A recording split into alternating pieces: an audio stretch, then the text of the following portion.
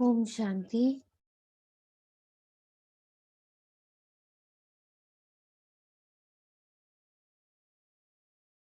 परमपिता परमात्मा शिव बाबा जो इस मुरली के लिए मेरे शिक्षक बनते, मेरे सदगुरु बनते, मेरे पिता भी बनते, मेरे गाइड भी बनते,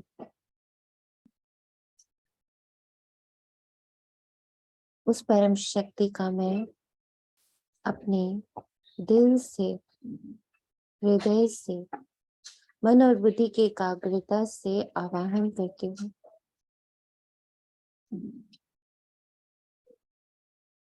और अपने इसी तीसरे नेत्र से महसूस करते कि बाबा परम धाम से चल वतन अपने दिव्य रथ ब्रह्मा बाबा को अपने संग लिए मेरी इस सभा में पधारे हैं।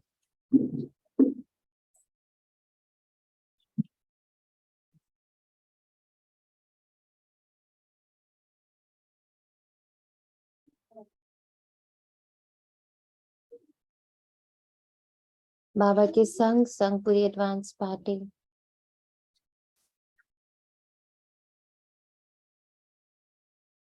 और संपूर्ण दिव्यता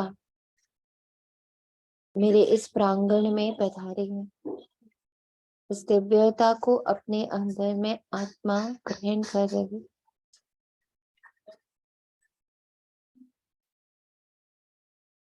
और बाबा से दृष्टि ले रहे हैं कि बाबा इस मुरली के एक एक महावाक्य का स्वरूप बनने में,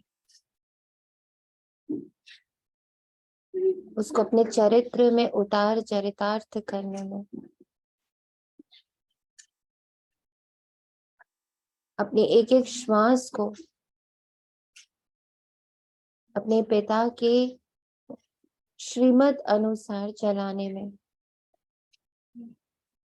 जो शक्ति, जो दिव्यता, जो एकाग्रता, जो दृढ़ता, जो अंतर्मुखता और जो धैर्यता चाहिए, बाबा इस पल आपकी दृष्टि से उसे मैं आत्मा ग्रहण कर रही।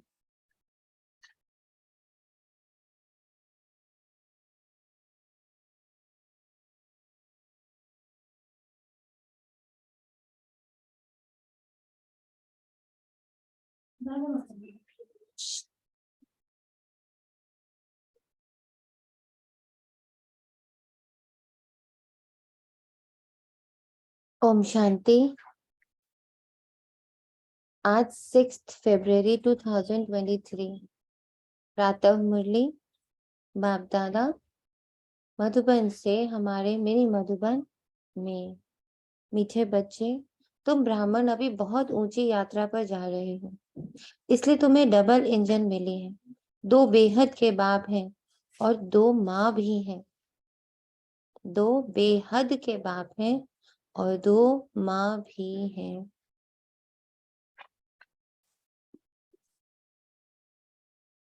अब अपनी दिव्य बुद्धि से इन 2 पिताओं को और 2 माताओं को दृष्टि देते हुए अपना सर्वस्व हम पर न्यौछावर करते हुए अपने दिव्य हाथों से हमारे सिर पर और सिर के द्वारा हमारी कर्मेंद्रियां, हमारे मन बुद्धि, हमारे संस्कारों पर उनका सकाश, उनकी ऊर्जा को बहता हुआ मैं आत्मा महसूस कर रही हूँ। आज सारा दिन हमें ये महसूस करना है कि 2 पिता और 2 माताओं की छत्र छाया के मध्य में बैठी मैं आत्मा पूर्णतः सुरक्षित हूँ। मैं आत्मा पूर्णतः स्वस्थ हूँ। मैं आत्मा पूर्णतः अपनी संपूर्णता की ओर अग्रसर हूँ।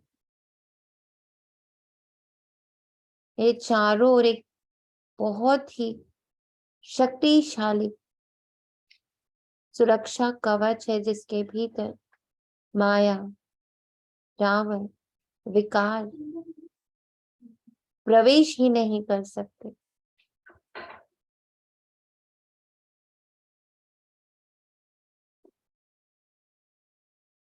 ओम शांति। प्रश्न है, संगम युग पर कौन सा टाइटल तुम बच्चे अपने ऊपर नहीं रखवा सकते?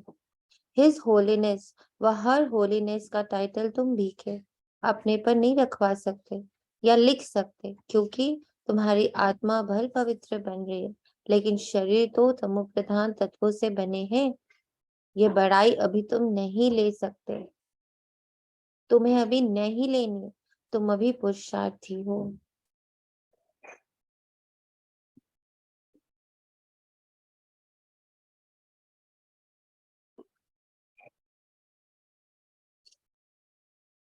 ओम शांति। गीत है, ये कहानी है दिव्य और तूफान की, तो पूरी तरह सत्य कथा है ये कहानी है दिव्य और तूफान की। दिया कौन? मैं आत्मा। और तूफान कौन? मेरे कर्म। तो मेरे कर्म मुझसे बड़े हो रहे हैं या मैं आत्मा उनसे बड़ी हो रही, यही तूफान है और यही दिया है। बार बार बाबा का ये स्मृति दिलाना कि बच्चे तुम आत्मा हो, बाकी सब ड्रामा है। एक एक पल, एक एक कृत्य और एक एक सराउंडिंग, सब कुछ ड्रामा है।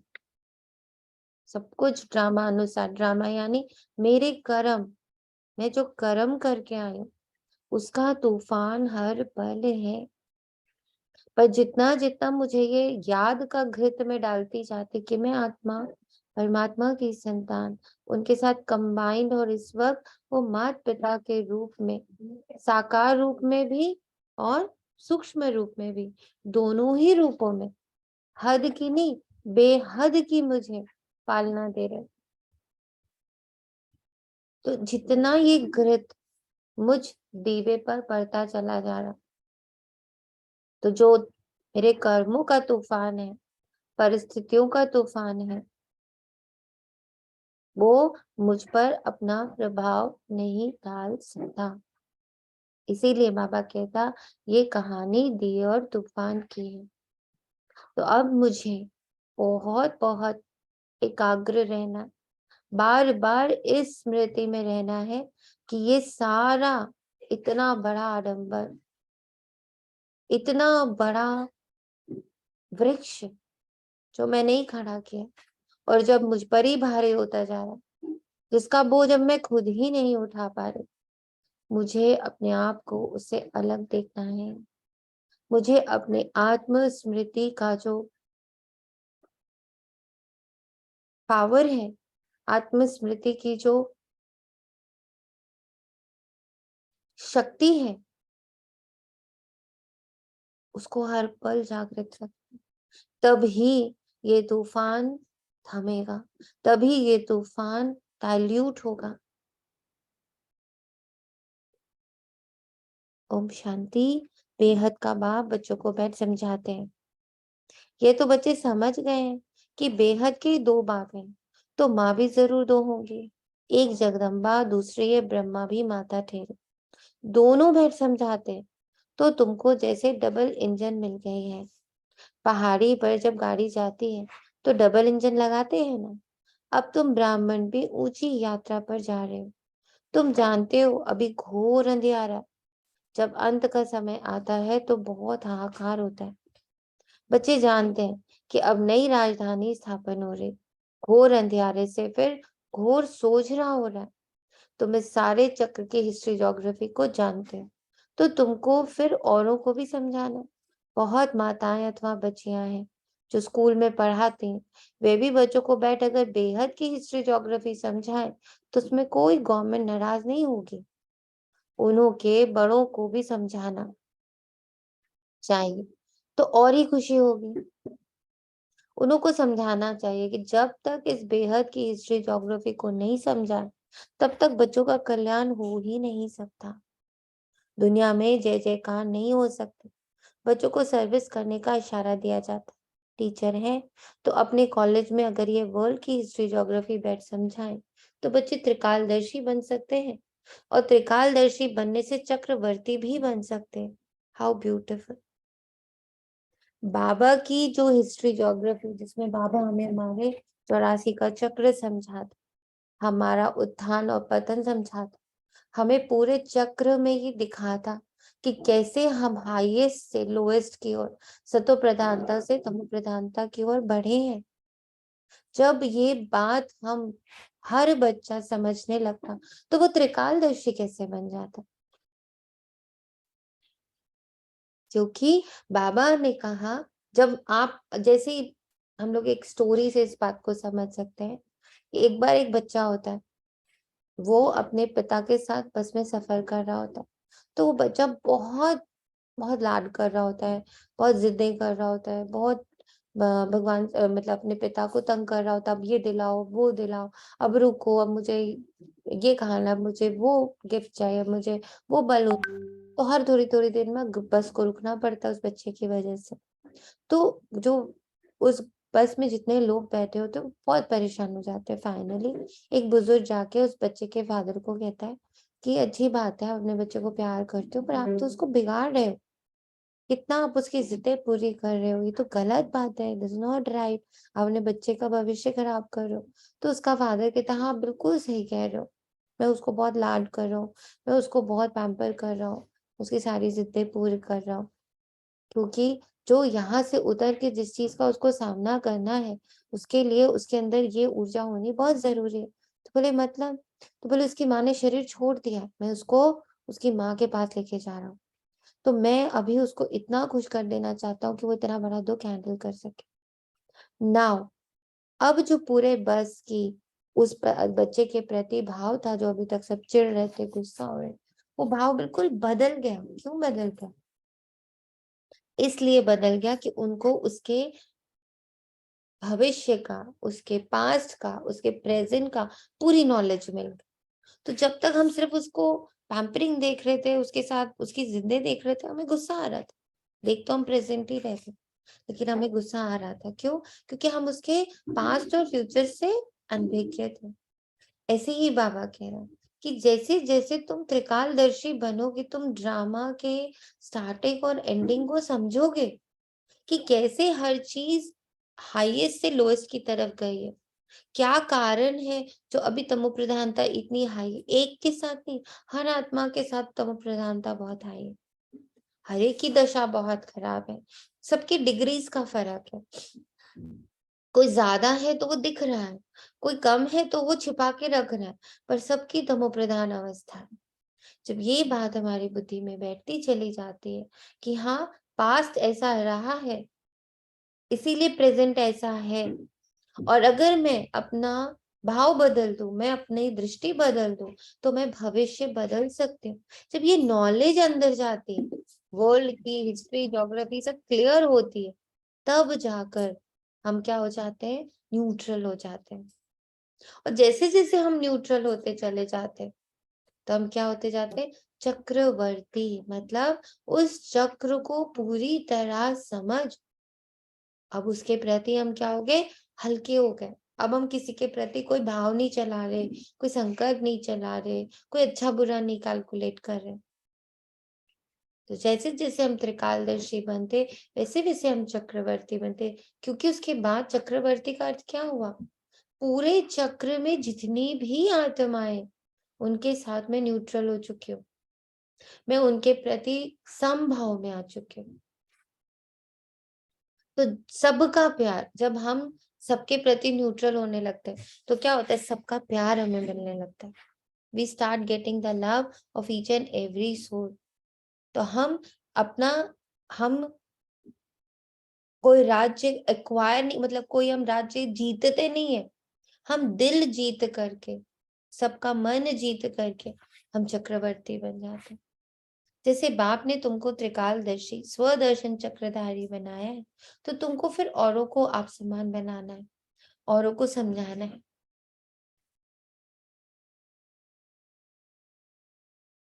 कि अब ये पुरानी दुनिया बदल रही है, तमो प्रधान दुनिया बदल सतो प्रधान बन रही है। सतो प्रधान बनाने वाला एक ही परमपिता परमात्मा है, जो सहज राजयोग और स्वदर्शन चक्र का ज्ञान देते हैं। तमो प्रधानता को सतो प्रधानता में कन्वर्ट करने का एक ही उपाय है, और वो है स्व, मतलब मैं आत्मा हूं के रूप में स्थित होना, और खुद तो होना ही होना, फिर दूसरों को उस स्थिति में स्थित होने के लिए प्रेरित करना बहुत जरूरी। चक्र को समझाना तो बड़ा सहज है। अगर ये चक्र सामने रखा जाए तो भी मनुष्य आकर समझ सके कि सतयुग में कौन कौन राज्य करते थे, फिर द्वापर से कैसे अनेक धर्मों की वृद्धि होती है। ऐसा अच्छी रीति समझाया जाए तो बुद्धि के कपाट जरूर खुलेंगे। ये चक्र सामने रख तुम अच्छी रीति समझा सकते हो, टॉपिक भी रख सकते हो। आओ तो हम तुमको त्रिकालदर्शी बनने का रास्ता बताएं, जिससे तुम राजाओं का राजा बन सकते हो। तुम ब्राह्मण ही इस चक्र को जानते हो, तब तो चक्रवर्ती राजा बनते हो, परंतु बनेंगे वे जो इस चक्र को बुद्धि में फिराते रहेंगे। बनेंगे वे जो इस चक्र को बुद्धि में फिराते रहेंगे कि कैसे मैं आत्मा और कैसे ये पूरी सृष्टि अपनी सतो प्रधानता से चलती हुई, मैं और सृष्टि साथ साथ चल रहे, मैं और ड्रामा हमेशा साथ साथ चले। एक सेकंड भी ड्रामा का ऐसा नहीं हुआ जो मेरे बगैर चला। जैसे बाबा कहते हैं ना, तुम वन वन वन से आए हो और तुम अंत तक हो, तो ड्रामा मेरे बगैर चला नहीं है।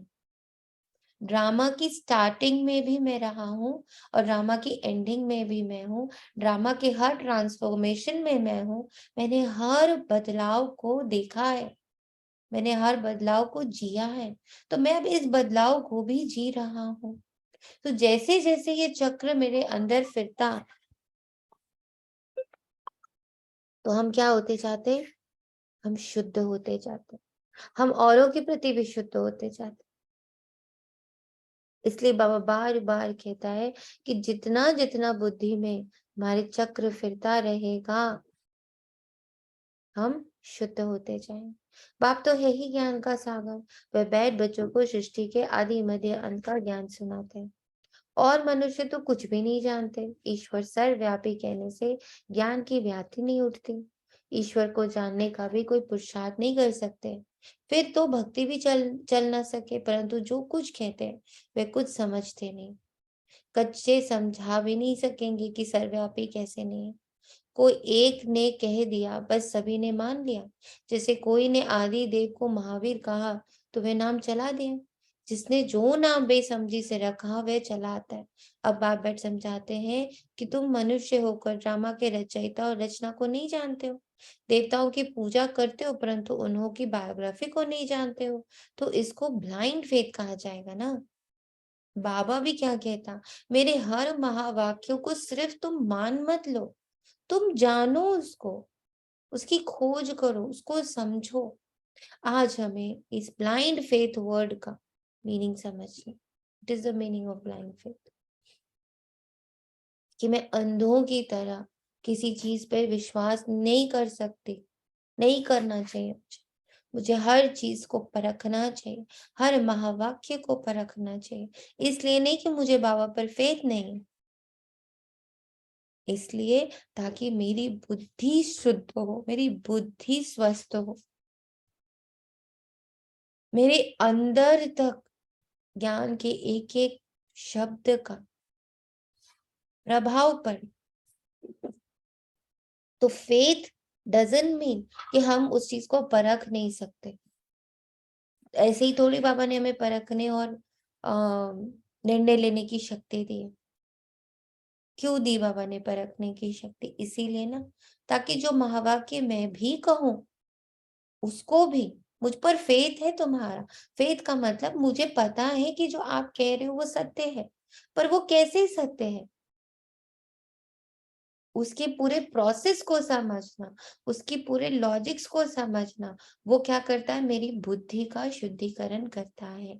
क्योंकि बुद्धि का जो बुद्धि की जो स्वीकार भाव है ना, वो है ही लॉजिक्स पर। बुद्धि लॉजिक्स लेती है, एक तरह से वो मैथमेटिक्स है ना, उसको ठीक है आप कह रहे हो a+b=c, देन प्रूव इट।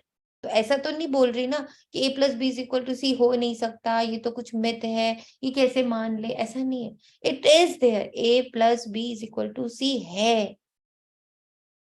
अब इसको प्रूव करो। ऐसे ही हम लोग करते हैं ना मैथ्स को। ऐसे ही बाबा के महावाक्य हमारे लिए वो फॉर्मूलाज हैं, वो हैं, एग्जिस्ट करते हैं। मैं बाबा पे पूरा फेथ कर रही हूँ। कई बच्चों को ये थॉट आता है कि हम इतना उस पर खोज कर रहे तो क्या हम बाबा पे डाउट करें, बाबा ने कहा हमने मान लिया।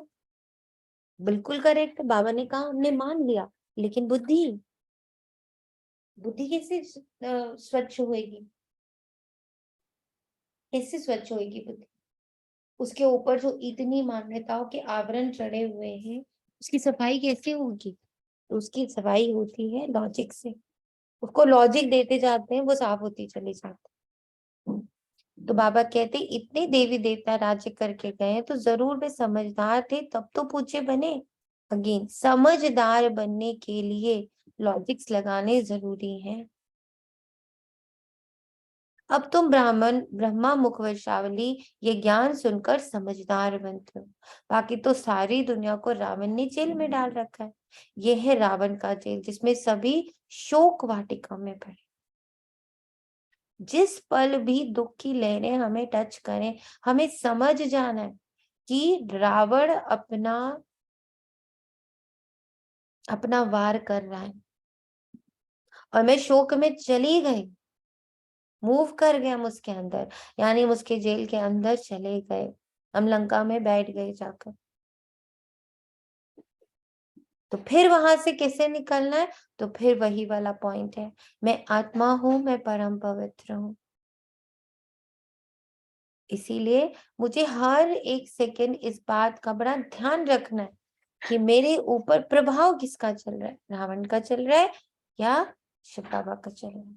कॉन्फ्रेंस करते रहते हैं कि शांति कैसे हो, तो जरूर अशांति दुख है।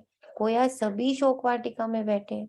अभी शोक वाटिका से अशोक वाटिका में कोई फट से नहीं जाता है। इस समय कोई भी शांति व सुख की वाटिका में नहीं है। अशोक वाटिका कहेंगे सतयुग को, ये तो संगम युग। तुमको कोई संपूर्ण पवित्र कह ना सके। हिज होलीनेस कोई बीके अपने को कहला नहीं सकते, वह लिखवा नहीं सकते। हिज होलीनेस व हर होलीनेस सतयुग में होते हैं, कलयुग में कहाँ से आए? भल आत्मा यहाँ पवित्र बनती है, परंतु शरीर भी तो पवित्र चाहिए, तब हिज होलीनेस कह सकते। इसलिए बड़ाई लेनी नहीं चाहिए।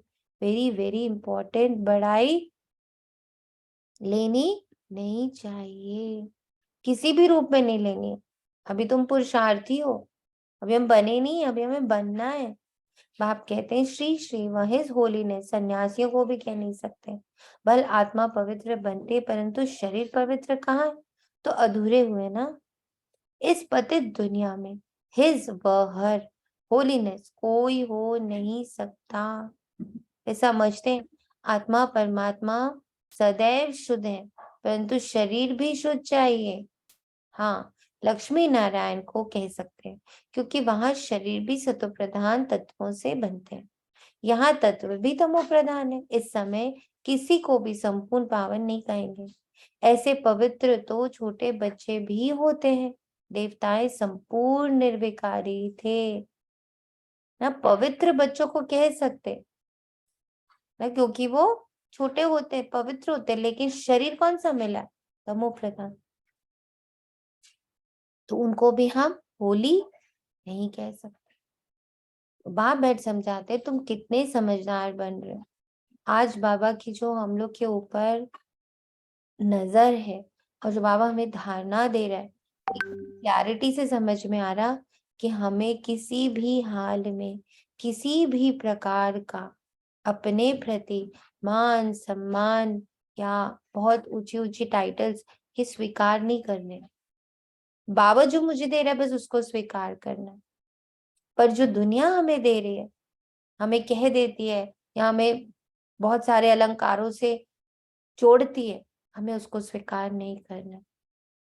हमें सिर्फ बाबा को फोकस करना है, बाबा जो हमें सम्मान देता है, या बाबा जो हमारे को बहुत बड़े बड़े टाइटल्स देता है, तो मुझे उसका चिंतन मनन करना है समझदारी से। मुझे समझदार बनना है कि मुझे पता है कि मैं अभी ये बनी थोड़ी हूँ, पर तुम कह रहे हो A+B=C, तुम कह रहे हो कि मैं संपूर्ण निर्विकारी थी, मैं ही संपूर्ण निर्विकारी बन रही हूँ, मैं ही संपूर्ण निर्विकारी बन सकती हूँ, तो मैं इसको स्वीकार कर रही हूँ। लेकिन हार्ट टू हार्ट मुझे ये भी पता अभी मैं बनी नहीं हूँ, तो मैं उस विधि को, उस यात्रा को स्वीकार कर रही हूँ।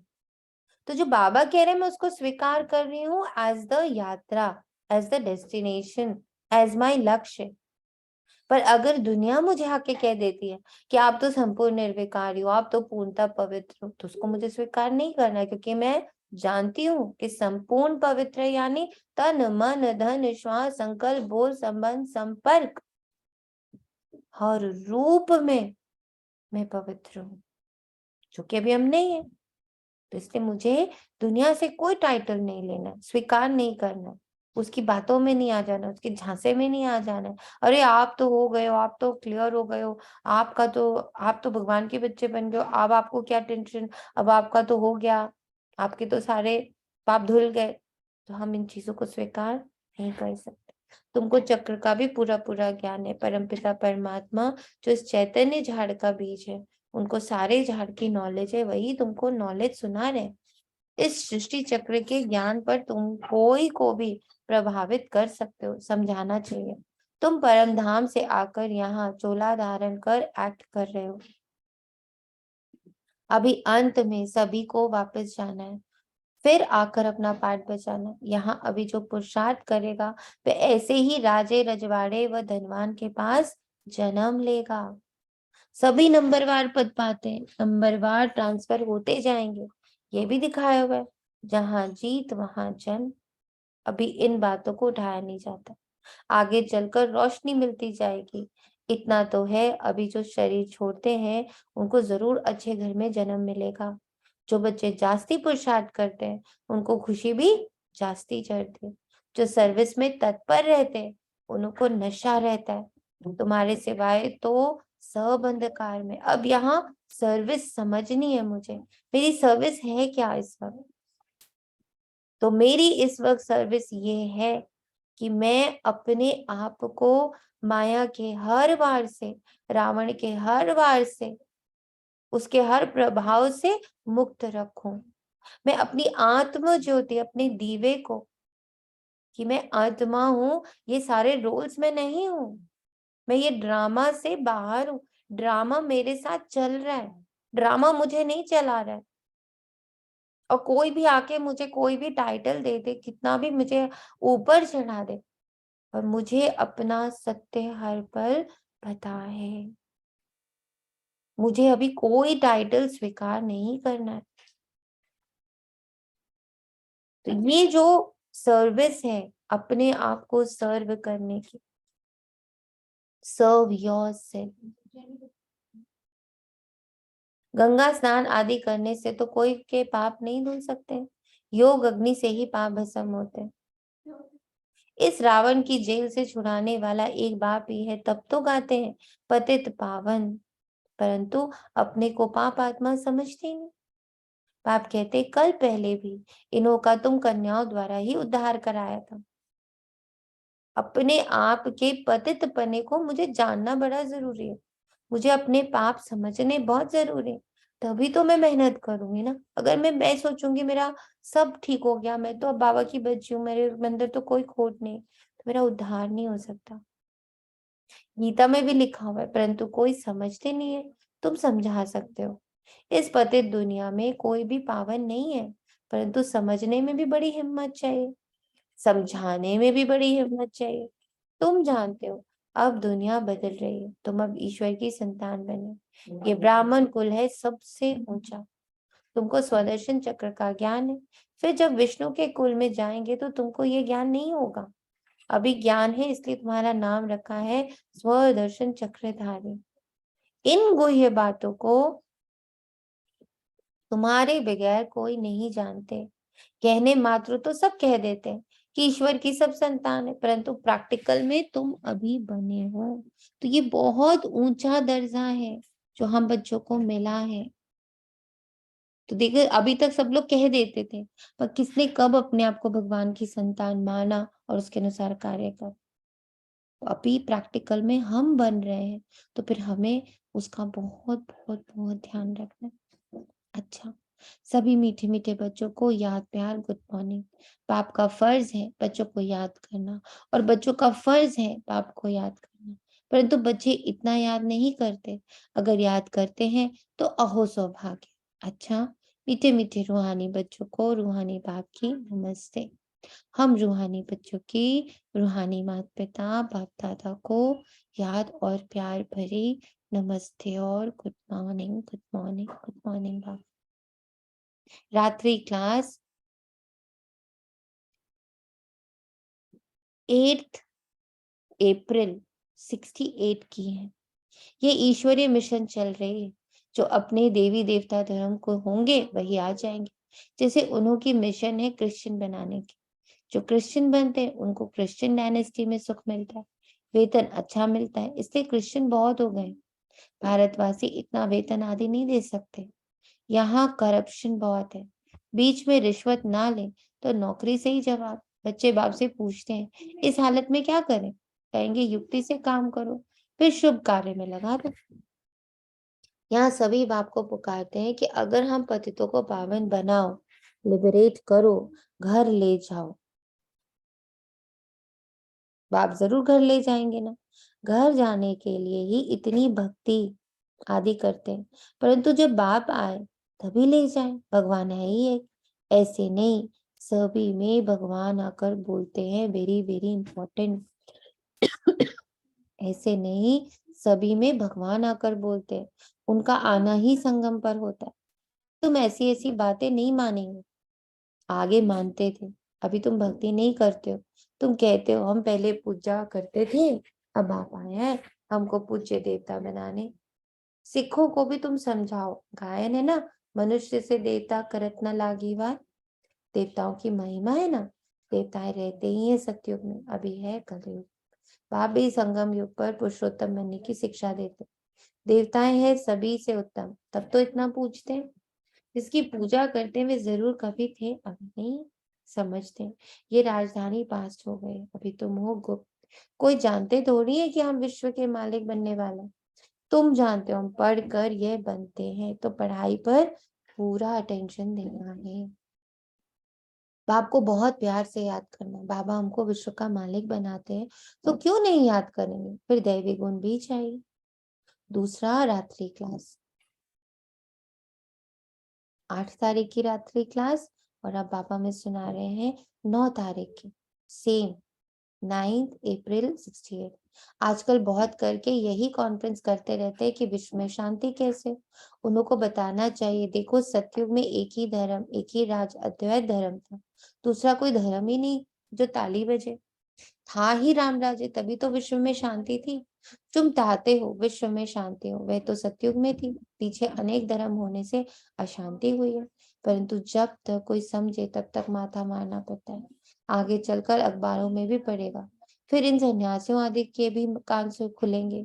ये तो तुम बच्चों की खातिरी है कि हमारी राजधानी स्थापन हो रही है, यही नशा है। म्यूजियम का भपका देख बहुत आएंगे, अंदर आकर वंडर खाएंगे, नए नए चित्रों पर नई नई समझानी सुनेंगे। ये तो बच्चों को मालूम है, योग है मुक्ति, जीवन मुक्ति के लिए। सो तो मनुष्य मात्र कोई सिखला ना सके। यह भी सीखना है, सिवाय परमपिता परमात्मा के कोई भी मुक्ति जीवन मुक्ति के लिए योग सिखला नहीं सकते। अब जब बाबा मुझे ये कहता है कि मैं तुम्हें मुक्ति जीवन मुक्ति सिखला रहा हूँ योग द्वारा, तो क्या मुझे ये फीलिंग आ रही है कि मैं कहीं मुक्त और कहीं और साथ ही साथ जीवन मुक्त हो रही हूँ? अब ये क्वेश्चन अपने आप से पूछना कि इतने सालों से मैं बाबा के ये महावाक्य सुन रही हूँ। बाबा बार बार कहता है मैं तुम्हें मुक्ति जीवन मुक्ति देने आया हूँ। क्या मुक्ति और जीवन मुक्ति की किसी भी तरह की भाषा मुझे हो रही है? देखना है ना, अपने जर्नी को देखना, अपनी यात्रा को देखना। और अभी थोड़े दिन पहले जो बाबा ने हम लोग को एक एग्जाम्पल दिया, वो बहुत ही रिलेवेंट एग्जाम्पल है। अब वो बार बार अंदर अंदर चलता है। जो बाबा ने कहा कि जब बच्चा प्ले ग्रुप में जाता है ना, तब भी उसको बोलते हैं ए फॉर एप्पल, और जब वो डाइटिशियन बन रहा होता है तब भी अगेन वो एप्पल के बारे में जान रहा होता है। हम पूरी अपनी जर्नी में देखें तो बायो में कहीं ना कहीं एप्पल हमेशा आ ही रहा होता है। हम एप्पल को और जान रहे होते और जान रहे होते और जान रहे होते। और स्पेशली जब मैं डाइटिशियन बन जाती हूँ, तब तो मुझे क्लैरिटी से पता चलता है कि एप्पल का कौन सा पार्ट कितना हेल्पफुल है और किसके हेल्पफुल है। पर पढ़ते पढ़ते मुझे ये भी पता चलता है कि नॉट, ये जो एप्पल है वो सबके लिए फायदेमंद नहीं है। किसी किसी शरीर के लिए वो फायदेमंद नहीं भी है, किसी किसी के लिए वो जरूरी है नहीं भी है। और वही जब हम छोटे होते, ईट Apple a day keeps the doctor away, हम ये भी पढ़ते हैं। तो उस समय लगता है सभी के लिए एप्पल जरूरी है। पर जैसे जैसे मेरी पढ़ाई बढ़ती जाती है, हम उसकी इतनी गहरी स्टडी में चले जाते हैं कि हम उसके एक एक टिश्यू को जानते हैं और उसकी उपयोगिता को जानते हैं, और वो किसके लिए फायदेमंद है और किसके लिए नुकसानदेह, उसका कौन सा पार्ट सबसे ज्यादा फायदेमंद है और कौन सा पार्ट सबसे ज्यादा नुकसानदेह। यहाँ तक पता चलता है कि उसके बीज इतने ज्यादा जहरीले होते हैं कि वो किसी की भी जान ले सकते हैं। तो धीरे धीरे हम उस स्टडी के अंदर जा रहे हैं ना। ऐसे ही जिस पल से बाबा मुझे मिला, जो बाबा मुझे पढ़ाता है, उसके अलग अलग डेफिनेशंस, ऐसा नहीं है कि वो गलत डेफिनेशन है जो हम पहले समझ रहे थे। ए फॉर एप्पल हम पहले समझे, गलत नहीं था। And one Apple a day keeps the doctor away, गलत नहीं था। पर बढ़ते पढ़ते हमें पता चला किसके लिए वो रेलेवेंट है और किसके लिए नहीं है। तो ऐसे ही बाबा की पढ़ाई भी है, वो भी एक यात्रा है। उसके भी एक एक शब्द बार बार रिपीट हो रहे हैं। पर रिपीट होने का मतलब ये नहीं है कि वो सेम आंसर्स लेकर आ रहे हैं। रिपीट होने का मतलब है अब इसकी और गहराई में, अब इसकी और गहराई, अब इसकी और गहराई में। तो देखना है ना कि क्या योग द्वारा ये मुक्ति और जीवन मुक्ति मेरे में कुछ फीलिंग आ रही है। सर्व का सद्गति दाता है ही एक, ये क्लियर लिख देना चाहिए। जो भल मनुष्य पढ़े, सन्यासी लोग क्या सिखलाते होंगे। योग योग जो करते, वास्तव में योग कोई भी सिखला नहीं सकते। महिमा है ही एक के, विश्व में शांति स्थापन करना, वह मुक्ति जीवन मुक्ति देना बाप का ही काम है। ऐसे ऐसे विचार सागर मंथन कर पॉइंट समझानी है। क्यों? इससे मेरे बुद्धि की क्लिंजिंग होती है। ऐसा लिखना चाहिए जो मनुष्य को बात ठीक जच जाए। इस दुनिया को तो बदलना ही है, यह मृत्यु लोक। नई दुनिया को कहा जाता है अमर लोक। अमर लोक में मनुष्य कैसे अमर रहते हैं, ये भी वंडर है। वहां आयु भी बढ़ी रहती है और समय पर आप ही शरीर बदली कर देते हैं, जैसे कपड़ा चेंज किया जाता है। ये सभी समझने की बातें हैं। ऐसा नहीं है वहां पे हम शरीर नहीं छोड़ रहे, ऐसा नहीं है कि हम एक ही शरीर में बैठे हुए, पर वहां मेरा ज्ञान का जो दीवा है वो इतना स्ट्रांग है कि वो शरीर बदलना उस समय मेरे लिए दुख का कारण नहीं बनता। पर अभी चूंकि मेरा आत्मिक ज्ञान, मेरा, मैं आत्मा बन के कार्य में नहीं हूँ। मैं अपने आप को आत्मा मान ही नहीं रही हूँ, मैं दूसरे को आत्मा मान ही नहीं रही हूँ। मैं बोल रही हूँ हाँ मैं आत्मा तो मान, लेकिन अंदर तक उसका स्वीकार भाव नहीं आया है। इस कारण जब कोई शरीर छोड़ रहा है तो मुझे दर्द हो रहा है। शरीर उस समय भी छूटते हैं, सतयुग में त्रेता में सब में छूटते हैं, पर वहां दुख क्यों नहीं है? शरीर छूटने का या किसी संबंध का चले जाने का वहां दुख क्यों नहीं है? क्योंकि वहां ज्ञान का जो, ज्ञान की जो रोशनी है वो इतनी तेज है, उसका प्रभाव इतना ज्यादा है कि हम अपने आप को आत्मा जान भी रहे, मान भी रहे और उसी के थ्रू कार्य कर रहे हैं। हम अपने को शरीर बिल्कुल मान ही रहे, शरीर को हम एक कपड़े की तरह ही देख रहे हैं कि मुझे इसको यूज करना है, फिर एक समय आएगा जब इसको मुझे उतारना है और नया कपड़ा धारण करना। इसलिए बाबा कहते ये सब समझाने की बातें हैं। अच्छा, मीठे मीठे रूहानी बच्चों को रूहानी बाप व दादा का याद प्यार, गुड नाइट और नमस्ते। धारणा के लिए मुख्य सार है, सृष्टि चक्र के ज्ञान से स्वयं भी त्रिकालदर्शी और स्वदर्शन चक्रधारी बनना है और दूसरों को भी बनाने की सेवा करनी। संगम पर शोक वाटिका से निकल सुख शांति की वाटिका में चलने के लिए पवित्र जरूर बने। और पवित्र यानी आत्मा, आत्मिक स्थिति, आत्मा के गुण, आत्मा की शक्तियों में स्थित हो जाना। वरदान, ज्ञान को रमणीकता से सिमरन कर आगे बढ़ने वाले सदा हर्षित खुश नसीब भाव। ये सिर्फ आत्मा परमात्मा का सूखा ज्ञान नहीं है, बहुत रमणीक ज्ञान है। सिर्फ रोज अपना नया नया टाइटल याद रखो, मैं आत्मा तो हूँ, लेकिन कौन सी आत्मा हूँ? कभी आर्टिस्ट की आत्मा हूँ, कभी बिजनेसमैन की आत्मा हूँ। ऐसे रमणीकता से आगे बढ़ते रहो। जैसे बाप भी रमणीक है, देखो कभी धोबी बन जाता, तो कभी विश्व का रचयिता, कभी ओबीडियंट सर्वेंट, तो कभी बाप। तो जैसा बाप वैसे बच्चे। ऐसे ही इस रमणीक ज्ञान का सिमरन कर हर्षित रहो, तब कहेंगे खुश नसीब। स्लोगन, सच्चे सेवाधारी वे हैं जिनकी हर नस अर्थात संकल्प में सेवा के उमंग उत्साह का खून भरा हुआ है। शुक्रिया बाबा, तेरा तुझको अर्पण है। ओम शांति।